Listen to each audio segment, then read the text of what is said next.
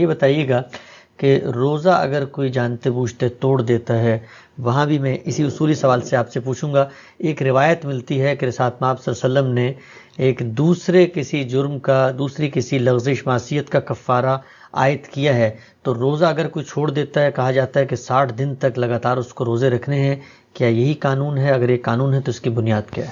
یعنی روزہ توڑنا ایک بڑا جرم ہے، جانتے بوجھتے اللہ کے حدود کی خلاف ورزی کسی کو نہیں کرنی چاہیے۔ کسی ضرورت کے تحت مجبوری ہو گئی، کوئی غلطی ہو گئی، اس میں روزہ کھول لیا، یہ بالکل اور چیز ہے۔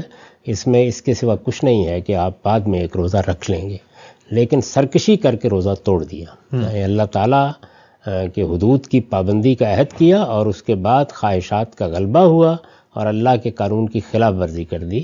تو رسول اللہ صلی اللہ علیہ وسلم کے سامنے جب یہ مسئلہ آیا تو چونکہ روزے کا کوئی کفارہ مقرر نہیں کیا گیا اس معاملے میں، صرف اتنی بات کہی گئی ہے۔ کیوں نہیں مقرر کیا گیا؟ کسی مسلمان سے یہ توقع ہی نہیں ہونی چاہیے کہ وہ اللہ تعالیٰ کے ساتھ سرکشی کر کے روزہ توڑ دے۔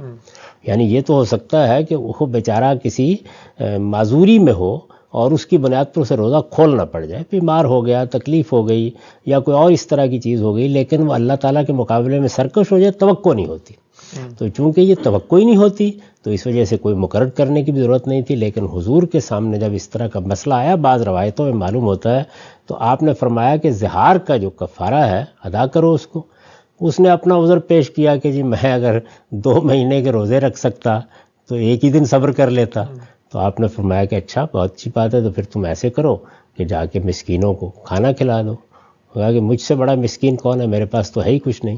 تو اس میں کچھ کھجوریں وغیرہ آ گئیں تو رسول اللہ صلی اللہ علیہ وسلم نے فرمایا کہ جاؤ تم ہی اس کو لے جاؤ۔ تو اس سے یہ بات واضح ہو گئی کہ کوئی متعین کفارہ تو نہیں ہے، لیکن اگر کوئی آدمی ایسا کرتا ہے تو اسے اپنے آپ کو ضرور کوئی سزا دینی چاہیے۔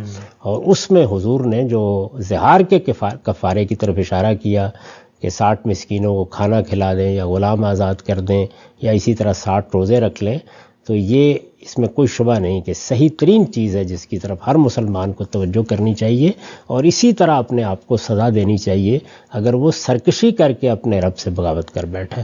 لیکن غلطی ہو گئی، کوتاہی ہو گئی، عذر پیش آ گیا، اس میں کوئی کفارہ نہیں۔